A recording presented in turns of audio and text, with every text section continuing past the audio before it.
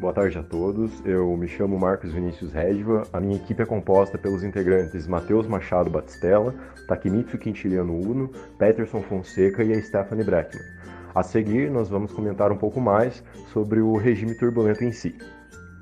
Por meio do experimento de Reynolds, o qual era composto por um reservatório de vidro, um líquido colorido em um reservatório, um tubo de vidro e uma válvula para regular a velocidade do fluido, observou-se que quando alterava a vazão, ocorria alteração no filete de corante.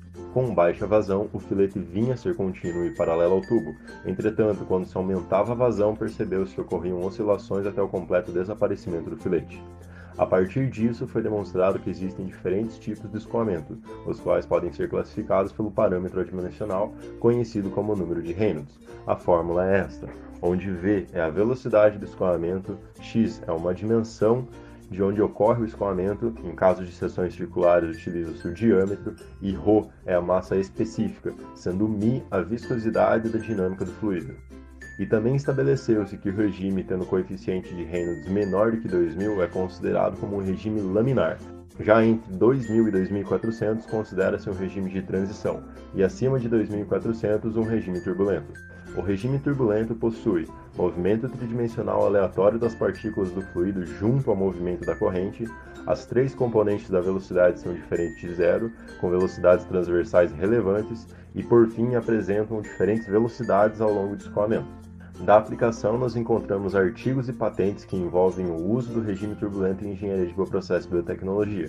Por exemplo, o artigo Fertigação em mudas de citros utilizando-se mangueiras e microtúbulos sob regime de escoamento turbulento retrata o uso da irrigação localizada no agronegócio. O estudo foi realizado para a demonstração da viabilidade técnica da fertigação via regime turbulento em comparação com a irrigação tradicional de mangueiras.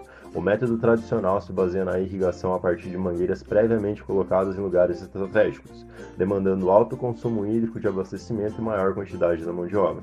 Diferentemente da fertigação a partir dos microtúbulos, onde a mangueira de fonte principal permanece com o regime turbulento e entre ela vários pequenos filamentos denominados como tubos espaguetes alimentam o consumo hídrico das plantas, desta forma diminuindo o consumo irregular e requerendo menor mão de obra.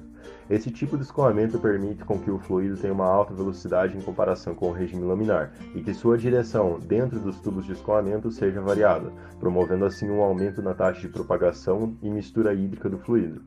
Por ser um processo muito turbulento, se torna difícil prever o comportamento desse tipo de escoamento. Porém, com o desenvolvimento de sensores e ferramentas de modelagem computacional, se tornou mais praticável essas análises, apresentando, por fim, benefícios em relação ao método da irrigação conservadora com as mangueiras.